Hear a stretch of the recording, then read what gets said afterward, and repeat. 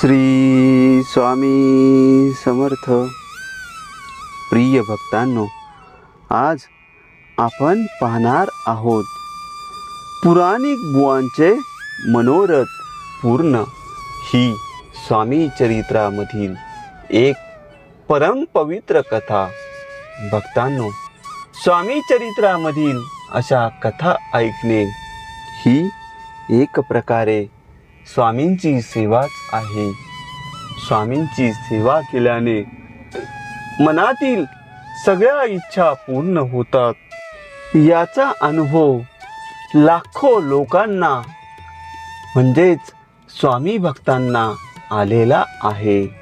अशा या परम पवित्र कथेला सुरुवात करण्यापूर्वी श्री स्वामी समर्थ असे कमेंटमध्ये लिहून स्वामींचे आशीर्वाद मिळवा. श्री स्वामी समर्थ. कोकीसरे नावाचे गाव अक्कलकोट जवळ आहे. तेथे बावडेकर नावाचा एक गरीब ब्राह्मण आपली वृद्ध आई आणि बायको यांच्याबरोबर राहत असे. तो फक्त पुराण सांगायचा. त्यातून त्याला विशेष प्राप्ती होत नसे. त्याला मूल नसल्याचे दुःख तसेच पैशाचे दारिद्र्य यामुळे तो नेहमी दुःखी असे. त्याने अक्कलकोटच्या स्वामींची कीर्ती ऐकली होती. हा गरीब ब्राह्मण आपला गाव सोडून आई व बायकोला घेऊन अक्कलकोटला आला आणि तेथेच बिऱ्हाड करून राहू लागला. स्वामींचे सकाळ संध्याकाळ दर्शन घ्यायचे आणि माधुकरी मागून गुजराण करायची असा मनाशी त्याने विचार केला. त्या ब्राह्मणाच्या मनात आले की आपण फक्त दर्शन घेतो, स्वामी सेवा काहीच करीत नाही. म्हणून त्याने स्वामींना रोज पुराण सांगण्याचा नियम केला आणि दुसऱ्या दिवशी पुराण घेऊनच तो दर्शनाला आला. स्वामींना साष्टांग नमन करून त्याने पुराण सांगण्यास सुरुवात केली. तेव्हा स्वामी रागवले आणि त्याला म्हणाले, अरे ब्राह्मणा, तुला हा उद्योग करण्यास कोणी सांगितले? उठ, चालता हो पाहू. ब्राह्मण अस्वस्थ झाला. स्वामींची आज्ञा पाळणे जरुरीचे होते म्हणून तो सरळ घरी गेला. दुसऱ्या दिवशी तो परत आला. तेव्हा स्वामी परत चिडले आणि त्याला हाकलून दिले. त्या ब्राह्मणाने आपली चिकाटी सोडली नाही. तो रोज येत असे.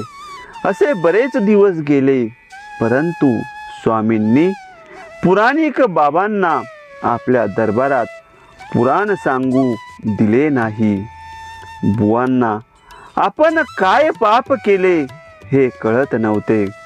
तेव्हा त्याने सेवेकऱ्याला विचारले, स्वामी सर्वांशी प्रेमाने बोलतात, मला मात्र ते पुराण सांगू देत नाहीत, तर इथून जाण्यास सांगतात. मला तुमच्यासारखी सेवा करता येत नाही. स्वामींना माझी सेवा मान्य नाही. त्या ब्राह्मणाच्या डोळ्यातून अश्रू वाहू लागले.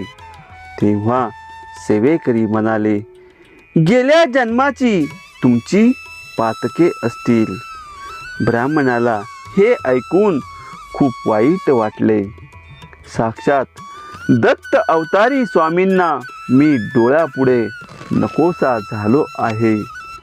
या विचाराने त्याच्या डोक्याला त्रास झाला. तेव्हा विमनस्क अवस्थेत तो घरी आला.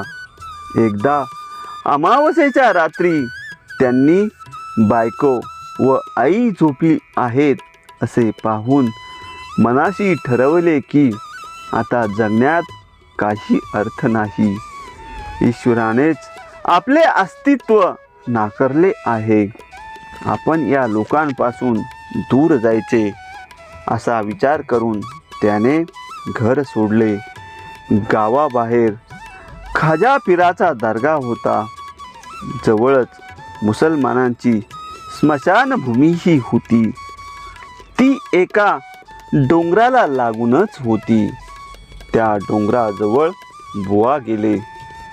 त्याला तिथे एक गुहा दिसली आणि तो त्या गुहेत जाऊन बसला. त्या एकांत जागेत माणसांची वर्दळ नव्हती. इकडे सकाळ झाल्यावर ब्राह्मणाच्या बायकोच्या लक्षात आले की बुवा घरात नाहीत. त्या दोघी कावऱ्या बावऱ्या झाल्या. बुवांचा मानसिक तोल सुटला आहे हे त्यांना ठाऊक होते. तो दिवस बुवांची वाट पाहण्यात गेला. रात्र झाली. दोघींचा धीर खचला. बुवांनी जीवाचे काही बरे वाईट केले की काय या विचाराने त्या अस्वस्थ झाल्या. दुसरा दिवस उजाडला तरी बुवांचा पत्ता नाही. शेवटी त्या दोघी स्वामींकडे गेल्या व 2 दिवस झाले बुवा घरी आले नाहीत असे म्हणून रडू लागल्या. सर्व ज्ञानी समर्थ ते सर्व जाणून होते. स्वामींच्या जवळ एक कुत्रा होता. स्वामींनी मोत्याला हाक मारली आणि आज्ञा केली, जा पुराणिक बुवाला ताबडतोब घेऊन ये.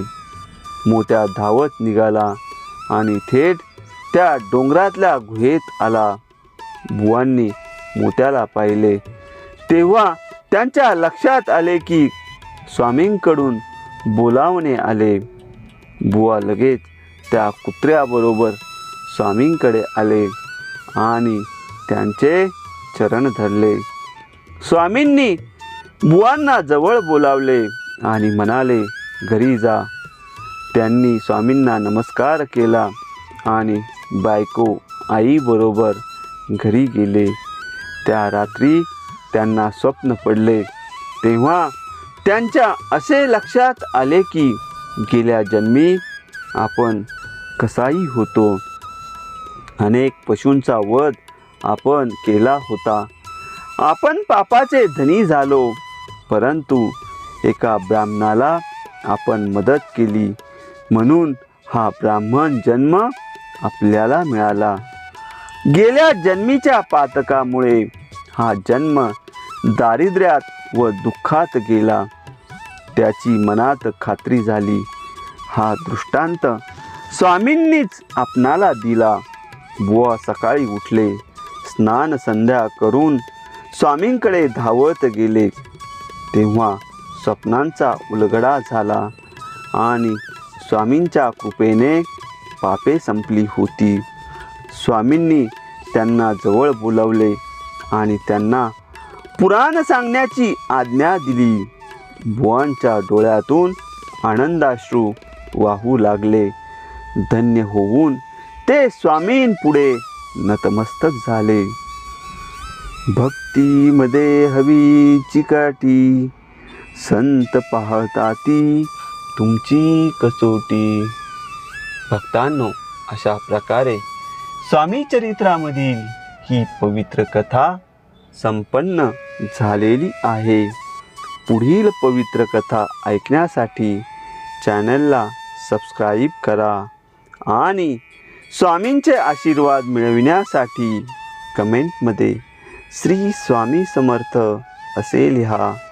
श्री स्वामी समर्थ.